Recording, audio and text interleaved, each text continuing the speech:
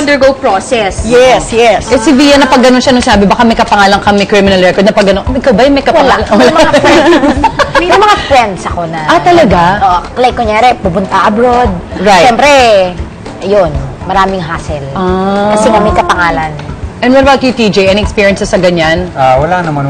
Normally, dati when I entered showbiz, because TJ is my nickname. Nickname ko talaga yun eh.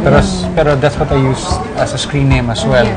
So my name sa mga documents, normally Raul.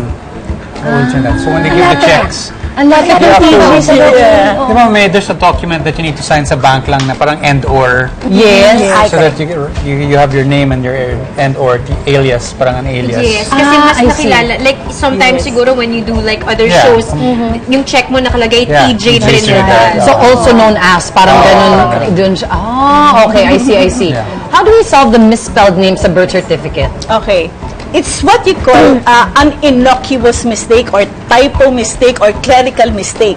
If it's just like that, very simple lang na mistake. Dati kasi, mahirap. Kahit spelling lang, pupunta ka pa sa court. Ngayon, hindi na.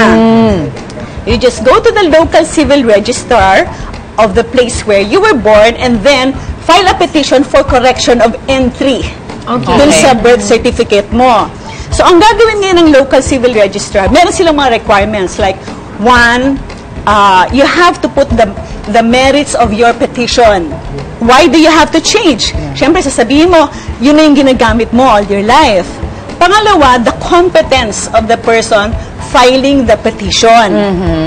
So, kung kunwari, ikaw, talagang pangalan mo yon, pwede ikaw. Kung kunwari, minor ka naman, yung parent mo. Okay? And then aside from that, you also have to put the name that you want to be corrected. So dun sa local civil registrar, meron silang copy ng entry. I-xerox mo yon, sabihin mo, ito yung gusto kong papalitan. Ana, I want to be changed from one single N To Francine. Pwede ba yun? Wow! iba na yun. So I was going to go into that. Okay. Meron kasing mga cases na talagang ang pinangalan sa kanila ng mga bagulang nila sobrang pangit. Or kakahiya. So yun, ibang-iba yun. Sa correction. Doon sa correction lang ng spelling. Kasi sa correction, parang ang dami ng steps. So, mas maraming step yung... Mas maraming letrang papalit. Mas madugo. Kasi yung sa local civil registrar, doon ka lang pupunta sa local civil registrar. Hindi mo kailangan abogado. Okay.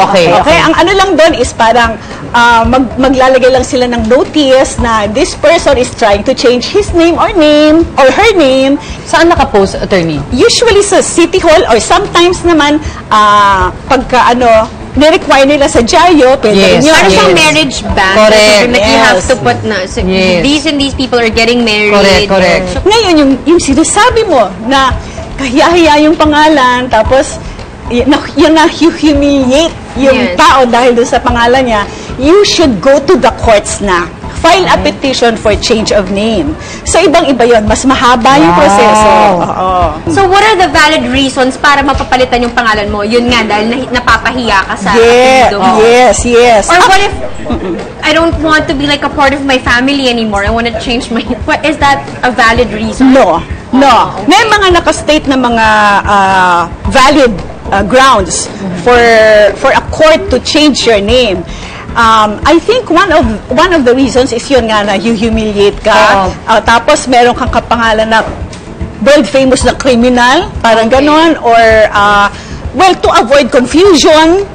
Pero if it's just gusto mo lang gumanda yung pangalan mo na hindi naman talagang pangit yung pangalan mo, the court will not decide to change your name. Sayang lang yung gagawin mo. At saka alam mo, ang hirap it's still better para hindi ka mahirapan sa iba mo pang gagawin in the future in your life, like going abroad. Just follow what is on your birth certificate.